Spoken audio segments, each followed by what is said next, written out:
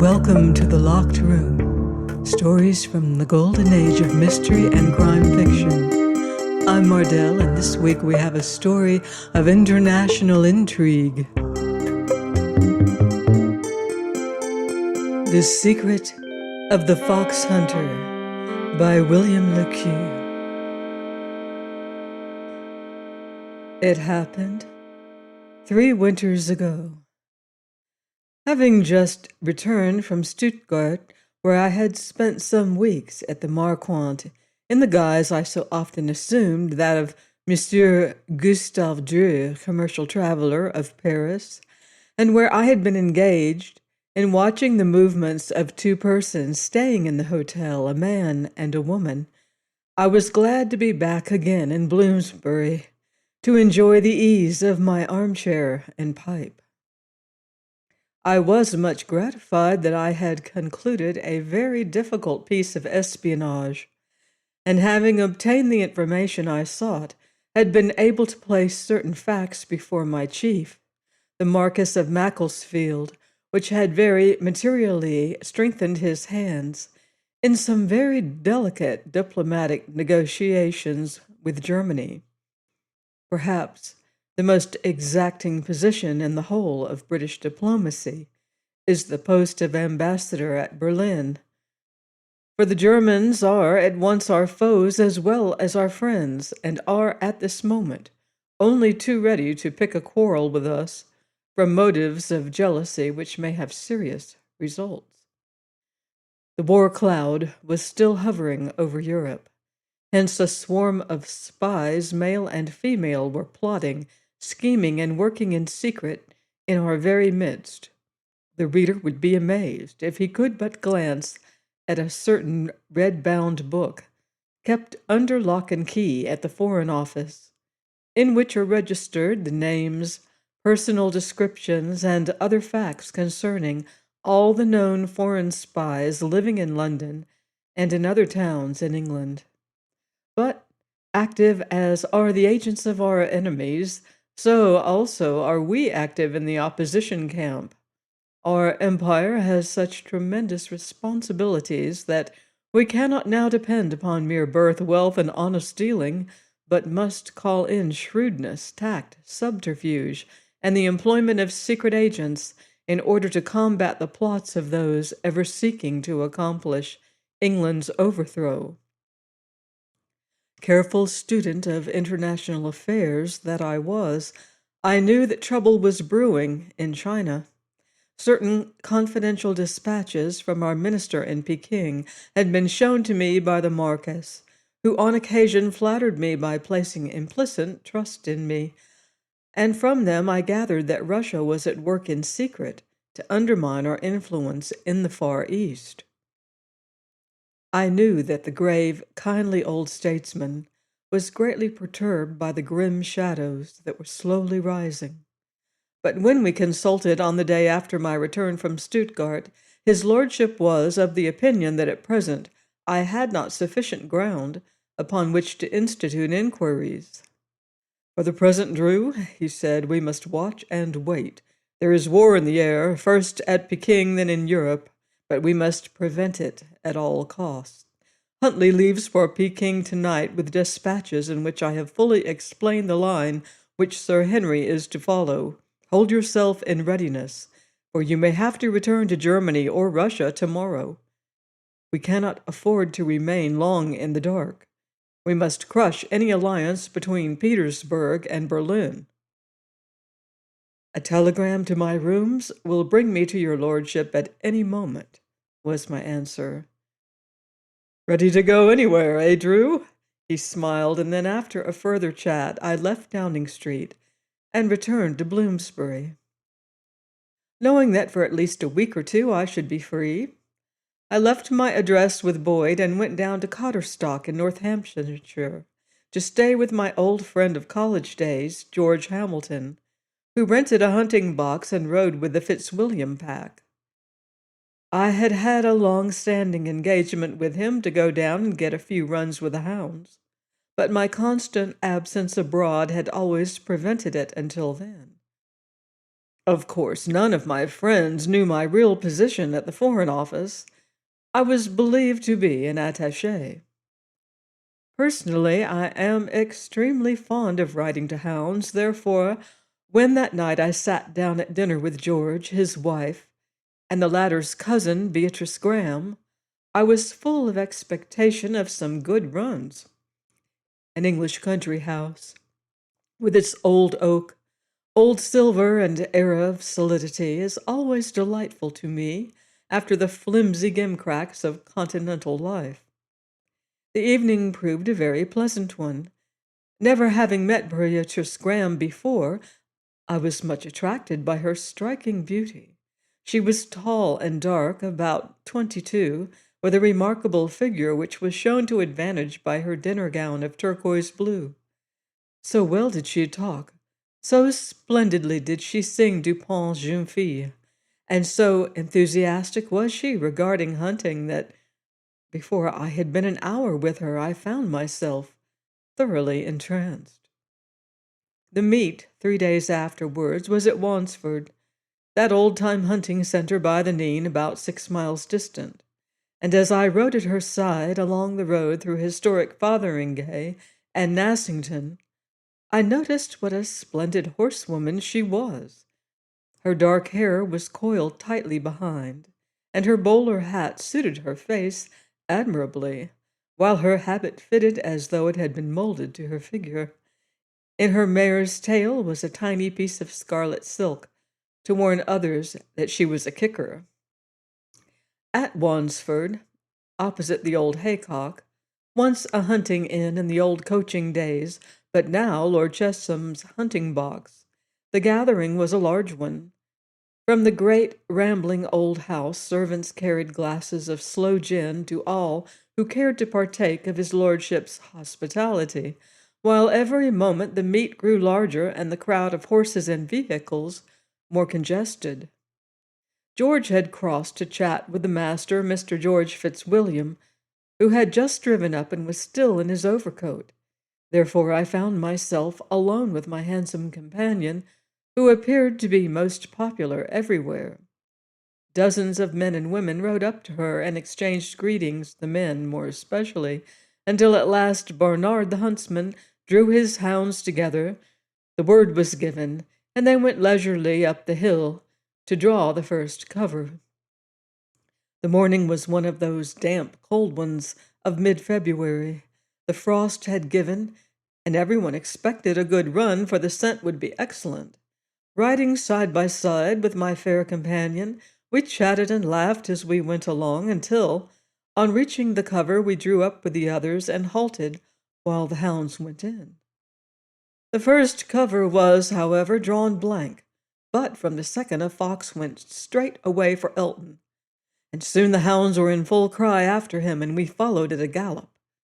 After a couple of miles more than half the field was left behind. Still, we kept on until all of a sudden, and without effort, my companion took a high hedge and was cutting across the pastures ere I knew that she had left the road. That she was a straight rider I saw at once, and I must confess that I preferred the gate to the hedge and ditch, which she had taken so easily. Half an hour later the kill took place near Haddon Hall, and of the half-dozen in at the death, Beatrice Graham was one. When I rode up 5 minutes afterwards, she smiled at me. Her face was a trifle flushed by hard riding, yet her hair was in no way awry, and she declared that she had thoroughly enjoyed that tearing gallop. Just, however, as we sat watching, Barnard cut off the brush. A tall, rather good-looking man rode up, having apparently been just left as I had. As he approached, I noticed that he gave my pretty friend a strange look, almost as a warning, while she, on her part, refrained from acknowledging him. It was as though he had made her some secret sign, which she had understood. But there was a further fact that puzzled me greatly. I had recognized in that well-turned-out hunting man someone whom I had had the distinct occasion to recollect, At first, I failed to recall the man's identity, but when I did, a few moments later, I sat regarding his retreating figure like one in a dream. The horseman who rode with such military bearing was none other than the renowned spy, one of the cleverest secret agents in the world, Otto Krempelstein, chief of the German Secret Service. That my charming little friend knew him was apparent. The slightest quiver in his eyelids and the almost imperceptible curl of his lip had not passed me unnoticed. There was still some secret between them, of what nature I, of course, knew not. But all through that day, my eyes were ever open to rediscover the man whose ingenuity and cunning had so often been in competition with my own. Twice I saw him again, once riding with a big dark-haired man in pink on a splendid bay, and followed by a groom with a second horse, and on the second occasion at the edge of Stockhill Wood. While we were waiting together, he galloped past us, but without the slightest look of recognition. "I wonder who that man is," I remarked casually, as soon as he was out of hearing. "I don't know," was her prompt reply. "He's often out with the hounds, a foreigner, I believe. Perhaps he's one of those who come to England for the hunting season. Since the late Empress of Austria came here to hunt, the Fitzwilliam has always been a favorite pack with the foreigners." I saw that she did not intend to admit that she had any knowledge of him. Like all women, she was a clever diplomatist, but he had made a sign to her, a sign of secrecy. Did Kempelstein recognize me, I wondered. I could not think so, because we had never met face to face. He had once been pointed out to me in the Wilhelmstrasse in Berlin by one of our secret agents who knew him, and his features had ever since been graven on my memory. That night, when I sat alone with my friend George, I learned from him that Mr. Graham, his wife's uncle, had lived a long time on the continent as manager to a large commercial firm, and that Beatrice had been born in France and had lived there a good many years. I made inquiries regarding the foreigners who were hunting that season with the Fitzwilliam, but he, with an Englishman's prejudice, declared that he knew none of them and didn't want to know them. The days passed, and we went to several meets together, at Appethorpe, at Castor Hanglands, at Laxton Park, and other places, but I saw no more of Krempelstein. His distinguished-looking friend, however, I met on several occasions, and discovered that his name was Baron Stern, a wealthy Viennese, who had taken a hunting box near Stoke Doyle, and had as friend a young man named Percival, who was frequently out with the hounds. But the discovery there of Krempelstein had thoroughly aroused my curiosity. He had been there for some distinct purpose, without a doubt.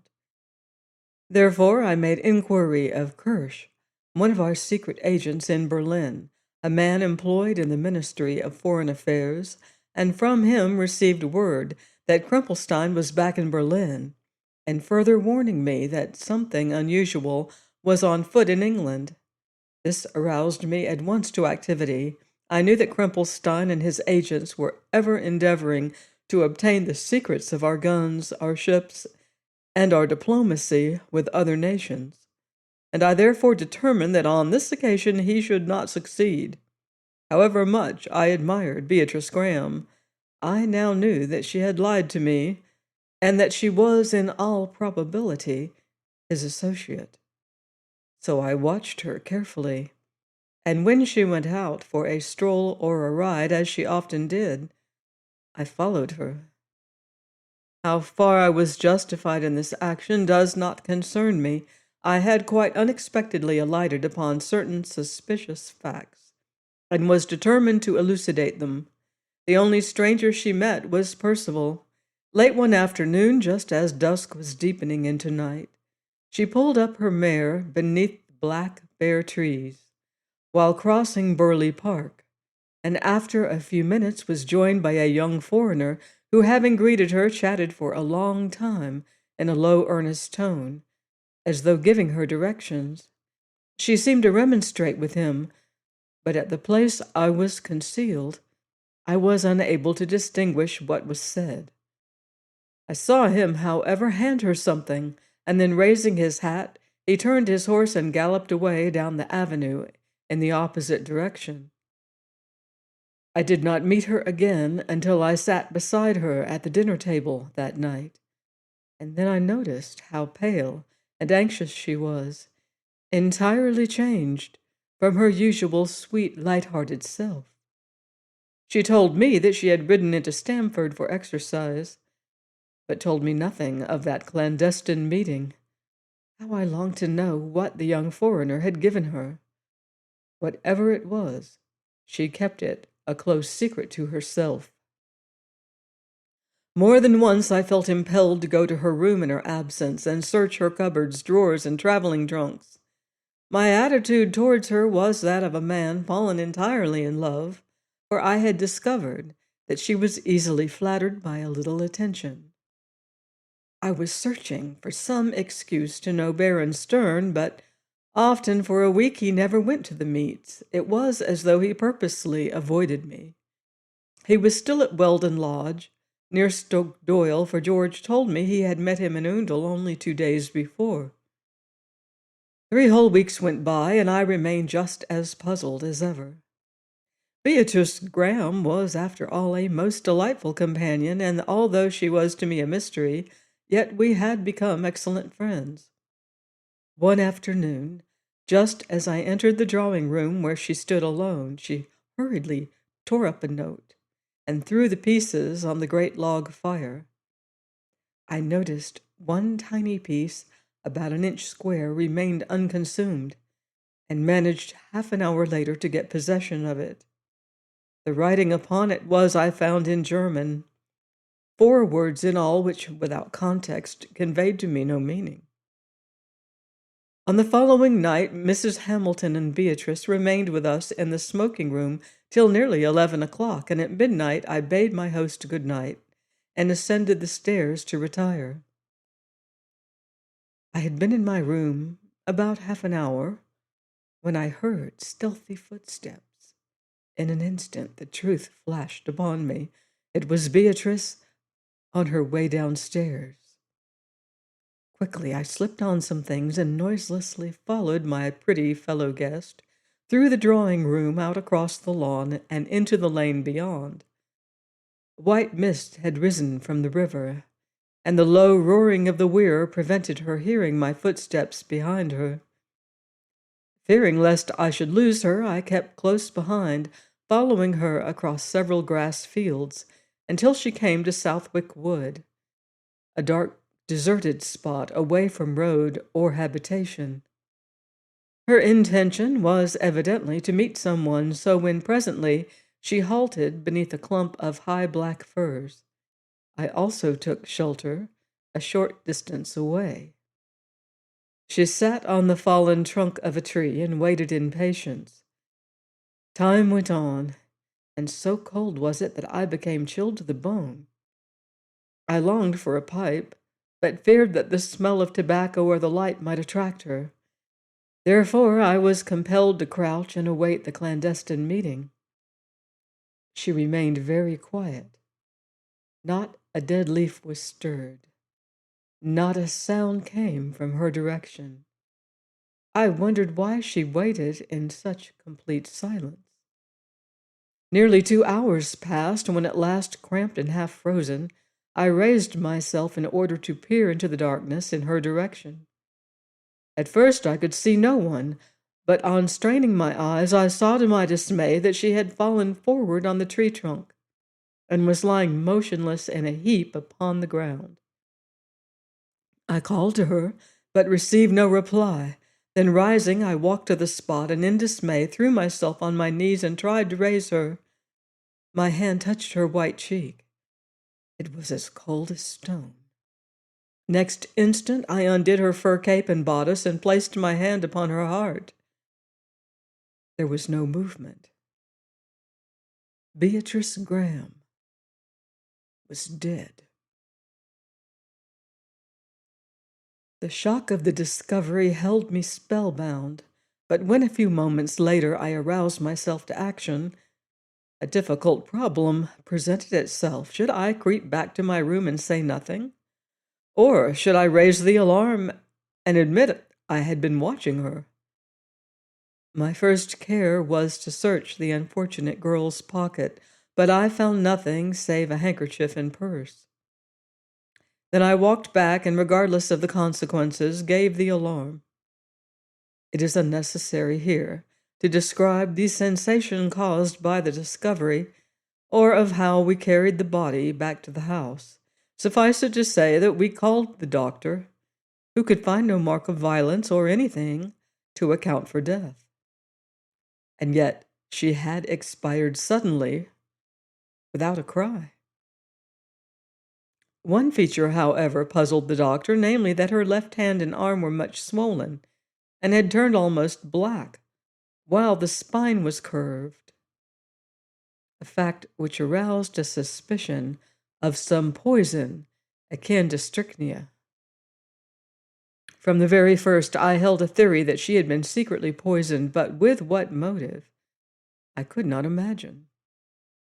A post-mortem examination was made by 3 doctors on the following day, but beyond confirming the theory I held, they discovered nothing. On the day following, a few hours before the inquest, I was recalled to the Foreign Office by telegraph, and that same afternoon sat with the Marquis of Macclesfield in his private room receiving his instructions. An urgent despatch from Lord Rockingham, our ambassador at Petersburg, made it plain that an alliance had been proposed by Russia to Germany, the effect of which would be to break British power in the Far East. His Excellency knew that the terms of the secret agreement had been settled, and all that remained was its signature. Indeed, it would already have been signed, save for opposition in some quarters unknown. And while that opposition existed, I might gain time to ascertain the exact terms of the proposed alliance. No light task in Russia, be it said, for police spies exist there in thousands, and my disguise had always to be very carefully thought out whenever I passed the frontier at Verballen. The Marquis urged upon me to put all our secret machinery in motion in order to discover the terms of the proposed agreement, and more particularly as regards the extension of Russian influence in Manchuria. "I know well the enormous difficulties of the inquiry," his lordship said, "but recollect, Drew, that in this matter you may be the means of saving the situation in the Far East. If we gain knowledge of the truth, we may be able to act promptly and effectively. If not, well," and the gray-headed statesman shrugged his shoulders expressively without concluding the sentence. Full of regret that I was unable to remain at Cotterstock and sift the mystery surrounding Beatrice Graham's death, I left London that night for Berlin, where on the following evening I called upon our secret agent Kirsch, who lived in a small but comfortable house at Tetlow, one of the suburbs of the German capital. He occupied a responsible position in the German Foreign Office, but having expensive tastes and a penchant for cards, was not averse to receiving British gold in exchange for the confidential information with which he furnished us from time to time. I sat with him discussing the situation for a long time. It was true, he said, that a draft agreement had been prepared and placed before the Tsar and the Kaiser, but it had not yet been signed. He knew nothing of the clauses, however, as they had been prepared in secret by the ministry's own hand. Neither could he suggest any means of obtaining knowledge of them. My impulse was to go on next day to Petersburg. Yet somehow I felt that I might be more successful in Germany than in Russia, so resolved to continue my inquiries. "By the way," the German said, "you wrote me about Krempelstein. He's been absent a great deal lately, but I had no idea he had been to England. Can he be interested in the same matter on which you are now engaged?" "Is he now in Berlin?" I inquired eagerly. "I met him at Boxhagen 3 days ago. He seems extremely active just now." 3 days ago, I echoed. "You are quite certain of the day?" I asked him this because if his statement were true, it was proved beyond doubt that the German spy had no hand in the unfortunate girl's death. "I'm quite certain," was his reply. "I saw him entering the station on Monday morning." At 11 o'clock that same night, I called at the British Embassy and sat for a long time with the ambassador in his private room. His Excellency told me all he knew regarding the international complication which the Marquess, sitting in Downing Street, had foreseen weeks ago, but could make no suggestion as to my course of action. The war clouds had gathered undoubtedly, and the signing of the agreement between our enemies would cause it at once to burst over Europe. The crisis was one of the most serious in English history. One fact puzzled us both, just as it puzzled our chief at home, namely, if the agreement had been seen and approved by both emperors, why was it not signed? Whatever hitch had occurred, it was more potent than the will of the two most powerful monarchs in Europe. On my return to the hotel, I scribbled a hasty note and sent it by messenger to the house of the imperial chancellor's son in Charlottenburg. It was addressed to Miss Maud Baines, the English governess of the Count's children, who I may as well admit was in our employ. She was a young, ingenuous, and fascinating little woman. She had, at my direction, acted as governess in many of the great families in France, Russia, and Germany, and was now in the employ of the Chancellor's son, in order to have opportunity of keeping a watchful eye on the great statesman himself. She kept the appointment next morning at an obscure cafe near the Baronstrasse. She was a neatly dressed, rather petite person, with a face that entirely concealed her keen intelligence and marvelous cunning. As she sat at the little table with me, I told her in low tones of the object of my visit to Berlin and sought her aid. "A serious complication has arisen. I was about to report to you through the embassy," was her answer. "Last night, the Chancellor dined with us, and I overheard him discussing the affair with his son as they sat alone smoking after the ladies had left. I listened at the door and heard the Chancellor distinctly say that the draft treaty had been stolen." "Stolen?" I gasped. "By whom?" "Ah, well, that's evidently the mystery. A mystery for us to fathom. But the fact that somebody else is in possession of the intentions of Germany and Russia against England, believed to be a secret, is no doubt the reason why the agreement has not been signed." "Because it is no longer secret," I suggested. "Are you quite certain you've made no mistake?" "Quite," was her prompt answer. "You can surely trust me after the intricate little affairs which I have assisted you in unraveling. When may I return to Gloucester to see my friends?" "Soon, Miss Baines, as soon as this affair is cleared up. But tell me, does the Chancellor betray any fear of awkward complications when the secret of the proposed plot against England is exposed?" "Yes, the Prince told his son in confidence that his only fear was of England's retaliation. He explained that as far as was known, the secret document, after being put before the Tsar and approved, mysteriously disappeared. Every inquiry was being made by the confidential agents of Russia and Germany, and further he added that even his trusted Krempelstein was utterly nonplussed." Mention of Krempelstein brought back to me the recollection of the tragedy in rural England. You've done us a great service, Miss Baines, I said. This information is of highest importance. I shall telegraph in cipher at once to Lord Macclesfield. Do you, by any chance, happen to know a young lady named Graham?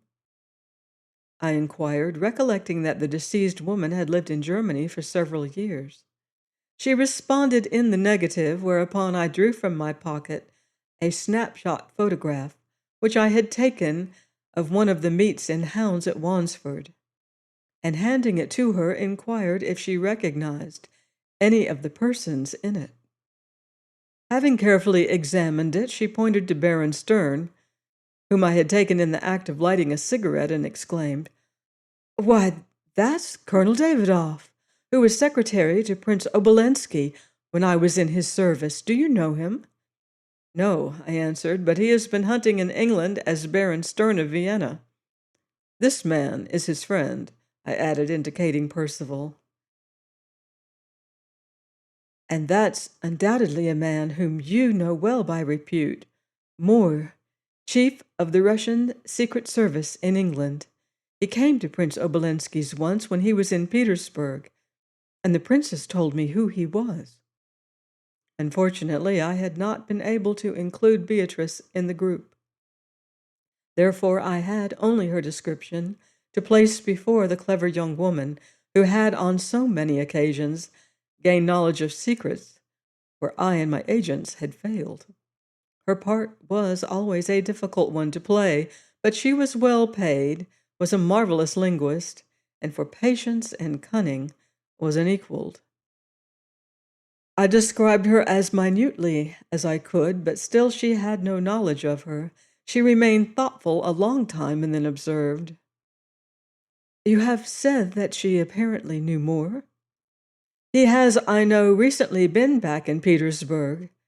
Therefore, they may have met there. She may be known. Why not seek for traces of her in Russia?" It seemed something of a wild goose chase, yet, with the whole affair shrouded in mystery and tragedy as it was, I was glad to adopt any suggestion that might lead to a solution of the enigma. The reticence of Mrs. Hamilton regarding her cousin, and the apparent secret association of the dead girl with those two notorious spies, had formed a problem which puzzled me almost to the point of madness. The English governess told me where in Petersburg I should be likely to find either of the two Russian agents, Davidoff or Moore, who had been posing in England for some unknown purpose as hunting men of means. Therefore I left by the night mail for the Russian capital. I put up at a small and not over-clean hotel in preference to the Europe, and compelled to carefully conceal my identity, I at once set about making inquiries in various quarters whether the two men had returned to Russia. They had, and had both had long interviews 2 days before with General Zuboff, chief of the Secret Service, and with the Russian foreign minister.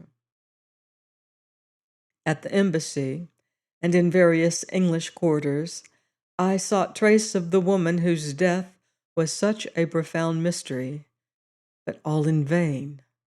At last I thought suddenly of another source of information as yet untried, namely the register of the English Charity in Petersburg, and on searching it, I found to my complete satisfaction that about 6 weeks before, Beatrice Graham had applied to the administration and was granted money to take her back to England.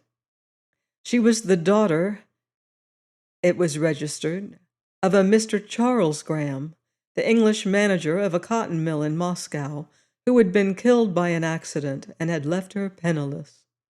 For some months she had tried to earn her own living in a costumier's shop in the Nevsky, and not knowing Russian sufficiently well had been discharged. Before her father's death, she had been engaged to marry a young Englishman whose name was not given, but who was said to be tutor to the children of General Vraski, Governor-General of Warsaw. The information was interesting, but carried me no further. Therefore, I set myself to watch the two men who had traveled from England to consult the Tsar's chief adviser. Aided by 2 Russians who were in British pay, I shadowed them day and night for 6 days, until one evening I followed Davidoff down to the railway station, where he took a ticket for the frontier. Without baggage, I followed him, for his movements were of a man who was escaping from the country. He passed out across the frontier and went on to Vienna, and thence direct to Paris, where he put up at the Hotel Terminus, Gare Saint-Lazare. Until our arrival at the hotel, he had never detected that I was following him. But on the second day in Paris, we came face to face in the large central hall, used as a reading room. He glanced at me quickly, but whether he recognized me as the companion of Beatrice Graham in the hunting field, I have no idea. All I know is that his movements were extremely suspicious, and that I invoked the aid of all 3 of our secret agents in Paris to keep watch on him, just as had been done in Petersburg. On the 4th night of our arrival in the French capital, I returned to the hotel about midnight, having dined at the Café Américain with Greville, the naval attaché at the embassy. In washing my hands prior to turning in, I received a nasty scratch on my left wrist from a pin which a careless laundress had left in the towel. There was a little blood, but I tied my handkerchief round it and, tired out, lay down and was soon asleep. Half an hour later, however, I was aroused by an excruciating pain over my whole left side, a strange twitching of the muscles of my face and hands, and a contraction of the throat which prevented me from breathing or crying out. I tried to rise and press the electric bell for assistance, but could not. My whole body seemed entirely paralyzed. Then the ghastly truth flashed upon me, causing me to break out into a cold sweat. That pin had been placed there purposely. I had been poisoned, and in the same manner as Beatrice Graham. I recollect that my heart seemed to stop, and my nails clenched themselves in the palms in agony. The next moment, I knew no more. When I recovered consciousness, Ted Greville, together with a tall, black-bearded man named Delisle, who was in the confidential department of the Quai d'Orsay, and who often furnished us with information, at a very high figure, be it said, were standing by my bedside while a French doctor was leaning over the footrail watching me. "Thank heaven you're better, old chap," Greville exclaimed. "They thought you were dead. You've had a narrow squeak. How did it happen?" "That pin," I cried, pointing to the towel. "What pin?" he asked. "Mine! Don't touch the towel!" I cried. "There's a pin in it, a pin that's poisoned. That Russian evidently came here in my absence and very cunningly laid a death trap for me." "You mean Davidoff," chimed in the Frenchman. "When, monsieur, the doctor has left the room, I can tell you something in confidence." The doctor discreetly withdrew, and then our spy said, "Davidoff has turned traitor to his own country. I have discovered that the reason of his visit here is because he has in his possession the original draft of a proposed secret agreement between Russia and Germany against England, and is negotiating for its sale to us for 100,000 francs. He has a secret interview with our chief last night at his private house in the Avenue des Champs-Élysées." "Then it is he who stole it, after it had the Tsar's approval," I cried, sitting up in bed, aroused at once to action by the information. "Has he disposed of it to France?" "Not yet. It is still in his possession." "And he is here?" "No. He has hidden himself in lodgings in the Rue Lafayette, number 247, until the foreign minister decides whether he shall buy the document." "And the name by which he is known there?" "He is passing as a Greek named Gwenadios. Keep a strict watch on him. He must not escape," I said. "He has endeavored to murder me." "A watch is being kept," was the Frenchman's answer, as, exhausted, I sank again upon the pillow. Just before midnight, I entered the traitor's room in the Rue Lafayette, and when he saw me, He fell back with blanched face and trembling hands.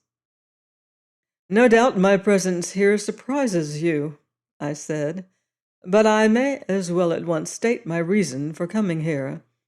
I want a certain document which concerns Germany and your own country, the document which you have stolen to sell to France." "What do you mean, monsieur?" he asked with an attempt at hauteur. "My meaning is simple. I require that document, otherwise I shall give you into the hands of the police for attempted murder. The Paris police will detain you until the police of Petersburg apply for your extradition as a traitor. You know what that means. Schlüsselburg." Mention of that terrible island fortress, dreaded by every Russian, caused him to quiver. He looked me straight in the face and saw determination written there, yet he was unyielding, and refused for a long time to give the precious document into my hands. I referred to his stay at Stoke-Doyle, and spoke of his friendship with the spy Moore so that he should know that I was aware of the truth, until at last he suggested a bargain with me, namely that in exchange for the draft agreement against England, I should preserve silence and permit him to return to Russia. To this course I acceded, and then the fellow took, from a secret cavity of his traveling bag, a long official envelope which contained the innocent-looking paper, which would, if signed, have destroyed England's prestige in the Far East. He handed it to me, the document for which he had hoped to obtain 100,000 francs. And in return, I gave him his liberty to go back to Russia unmolested. Our parting was the reverse of cordial, for undoubtedly he had placed in my towel the pen which had been steeped in some subtle and deadly poison, and then escaped from the hotel in the knowledge that I must sooner or later become scratched and fall a victim. I had had a very narrow escape, it was true, but I did not think so much of my good fortune in regaining my life as the rapid delivery of the all-important document into Lord Macclesfield's hands, which I effected at noon the next day. My life had been at stake, for I afterwards found that a second man had been his accomplice, but happily I had succeeded in obtaining possession of the actual document, the result being that England acted so promptly and vigorously that the situation was saved. And the way was, as you know, opened for the Anglo-Japanese treaty, which, to the discomfiture of Germany, was effected a few months later.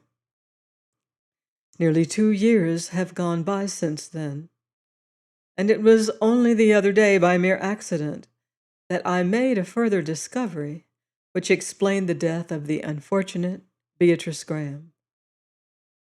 A young infantry lieutenant named Bellingham, having passed in Russian, had some 4 years before entered our secret service and been employed in Russia on certain missions. A few days ago, on his return to London, after performing a perilous piece of espionage on the Russo-German frontier, he called upon me in Bloomsbury and in course of conversation mentioned that about 2 years ago, in order to get access to certain documents relating to the Russian mobilization scheme for her western frontier, he acted as tutor to the sons of the Governor-General of Warsaw. In an instant, a strange conjecture flashed across my mind. Am I correct in assuming that you knew a young English lady in Russia named Graham, Beatrice Graham? He looked me straight in the face, open-mouthed in astonishment. Yet I saw that a cloud of sadness overshadowed him instantly. "Yes," he said, "I knew her. Our meeting resulted in a terrible tragedy. Owing to the position I hold, I have been compelled to keep the details to myself, although it is the tragedy of my life." "How? Tell me," I urged sympathetically. He sighed. "It's a strange story. We met in Petersburg, where she was employed in a shop in the Nevsky. I loved her, and we became engaged. Withholding nothing from her, I told her who I was and the reason I was in the service of the Governor-General. At once, instead of despising me as a spy, she became enthusiastic, as an Englishwoman and declared her readiness to assist me.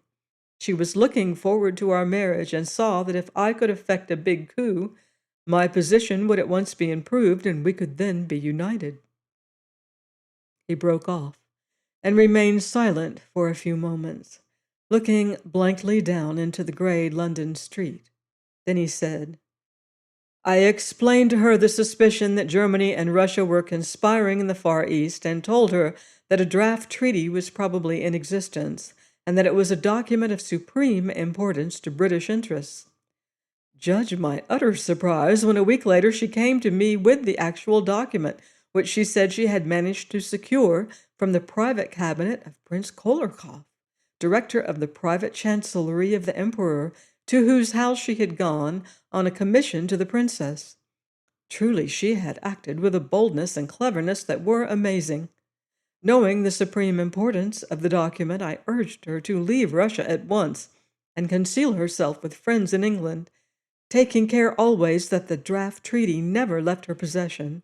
This plan she adopted, first, however, placing herself under the protection of the English charity, thus allaying any suspicions that the police might entertain. Poor Beatrice went to stay with her cousin, a lady named Hamilton in Northamptonshire. But the instant the document was missed, the secret services of Germany and Russia were at once agog, and the whole machinery was set in motion, with the result that 2 Russian agents, an Englishman named Moore and a Russian named Davidoff, as well as Krempelstein, chief of the German service, had suspicions and followed her to England with the purpose of obtaining repossession of the precious document. For some weeks they plotted in vain, although both the Germans and the Englishman succeeded on getting on friendly terms with her.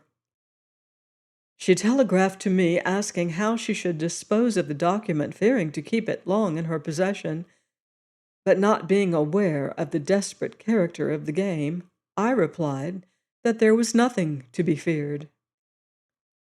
I was wrong, he cried bitterly. I did not recognize the vital importance of the information. I did not know that empires were at stake. The man Davidoff, who posed as a wealthy Austrian baron, had by some means discovered that she always carried the precious draft concealed in the bodice of her dress. Therefore he had recourse to a dastardly ruse. From what I have since discovered, he one day succeeded in concealing in the fur of her cape a pin impregnated with certain deadly arrow poison unknown to toxicologists. Then he caused to be dispatched from London a telegram purporting to come from me, urging her to meet me in secret at a certain spot that same night. In eager expectation, the poor girl went forth to meet me, believing I had returned unexpectedly from Russia, but in putting on her cape she tore her finger with a poisoned pin. While waiting for me, the fatal paralysis seized her, and she expired, after which Davidoff crept up, secured the missing document, and escaped. His anxiety to get hold of it was to sell it at a high price to a foreign country. Nevertheless, he was compelled first to return to Russia and report. No one knew that he actually held the draft, for to Krempelstein as well as to Moore, my poor love's death was believed to be due to natural causes, while Davidoff on his part took care to so arrange matters that his presence at the spot where poor Beatrice expired could never be proved. The spies therefore left England reluctantly after the tragedy, believing that the document, if ever possessed by my unfortunate love, had passed out of her possession into unknown hands. And what of the assassin Davidoff now? I inquired. I have avenged her death, answered Bellingham with set teeth. I gave information to General Zuboff of the traitor's attempted sale of the draft treaty to France, with the result that the court-martial has condemned him to incarceration for life in the cells below the lake at Schlüsselburg. Join me next week for another tale of fiendish crime on the locked room. In the meantime, beware of footsteps in the dark.